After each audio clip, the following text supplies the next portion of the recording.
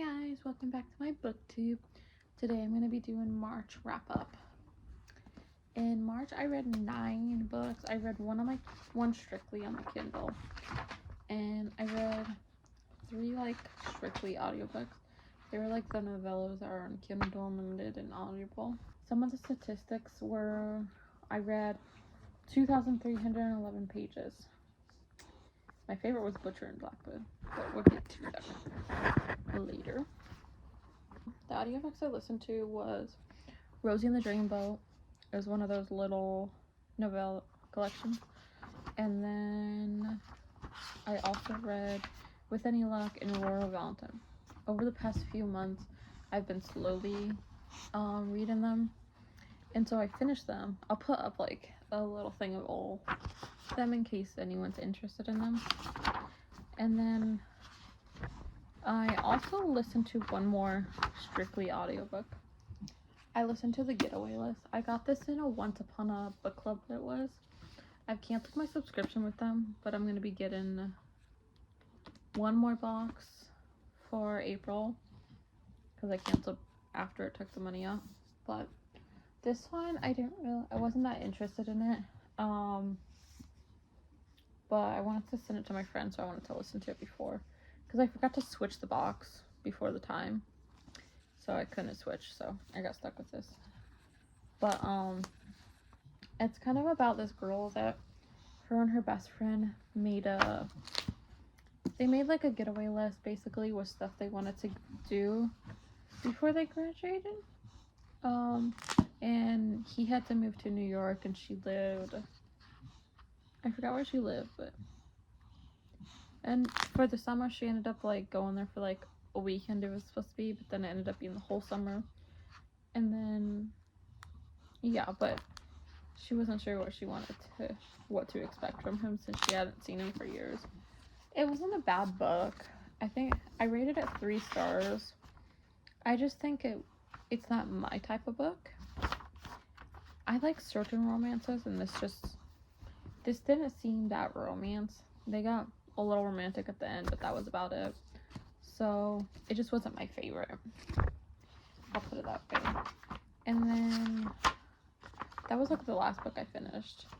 So the first book I really started with, I was trying to finish this in February, but I was feeling a slump, and this just wasn't my favorite in the series.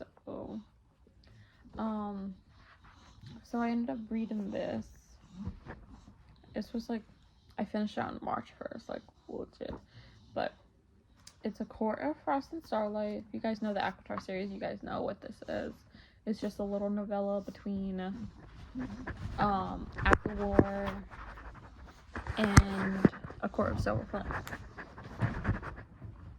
So yeah, that's what this is, and I thought it was okay. I thought there was cute moments in it and everything. It wasn't my favorite, so it was that. And then after that, I read 2 of the audiobooks. And then I'm part of Sarah Carelli's book club pick. So the book club for Marches was Butcher and Blackbird. I actually, this was my one book last month that I really loved.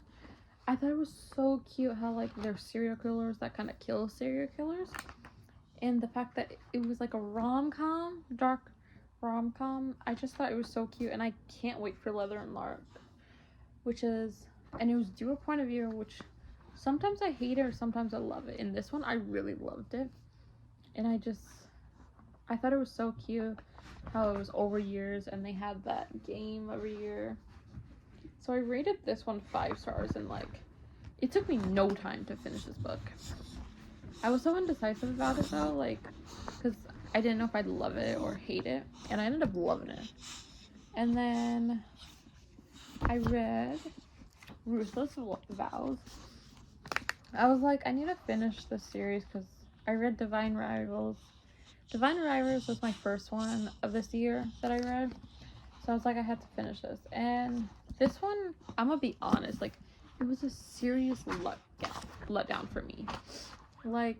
I loved Divine Rivals. Oh my heart, I loved Roman and Iris. I actually named my dog after Roman. So I was like, I've gotta love this one, right? But I only rated it 4 stars, and like that's a very low 4 stars for me.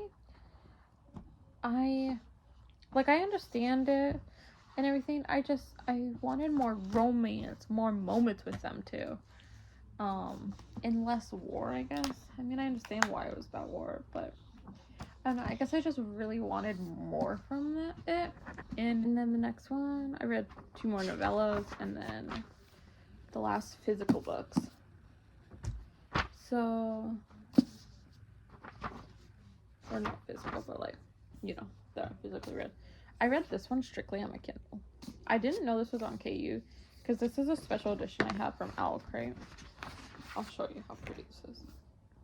So that's them, and then it says, when a fae falls in love, it's forever. And then we have like a wolf and a girl, and we have them kissing by a fire. So this is considered YA, and if I'm being honest, I did not feel like it was a YA, because there was like very little, like, yeah, they had chemistry, but they had very little romance together.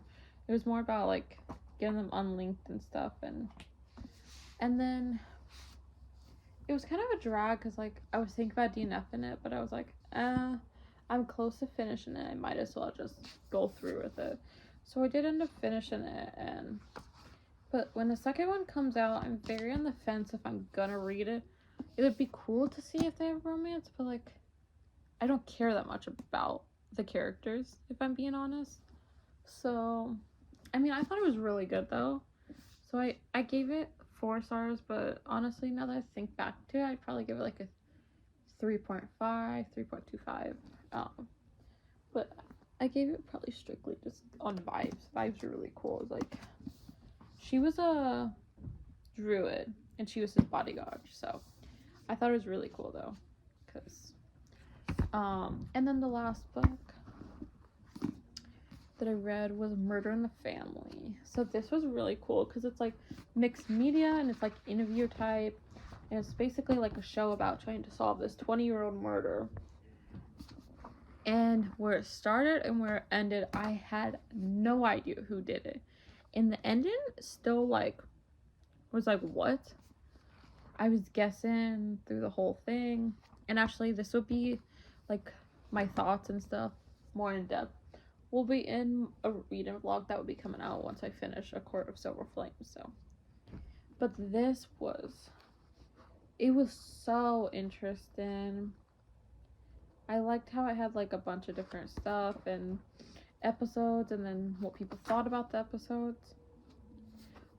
This was okay. I loved it, but like at the same time, the format kind of like messed with me a little bit. So I only ended up giving it 3 stars. I do think though, if you like thrillers and stuff, do check this book out, because it was a good read. It just took me way too long for me actually enjoying it and actually reading a thriller that's not even that long, because it's only 466 pages, so it should not have taken me 8 days to read, especially with how it's written, but it did. So I would definitely check it out though. I see why it's so hyped up, but it ended up not being like my type of book that I would like to read. And then I also, not included in the wrap up, but I did read like the first 100 pages of this. So yeah, or first 50-ish. I don't really know. I read some of this in the beginning. So, and I also started Binding 13 on my Kindle, but I haven't DNF'd it, but I'm like slowly reading it on my Kindle. I'm not very interested in it right now, so that's kind of like on the back burner, really. So I'll read that like here and there. I'm hoping I'll finish it soon. But thank you so much for watching my video today. If you can, comment, subscribe, and like, and I'll see you guys next time. Bye.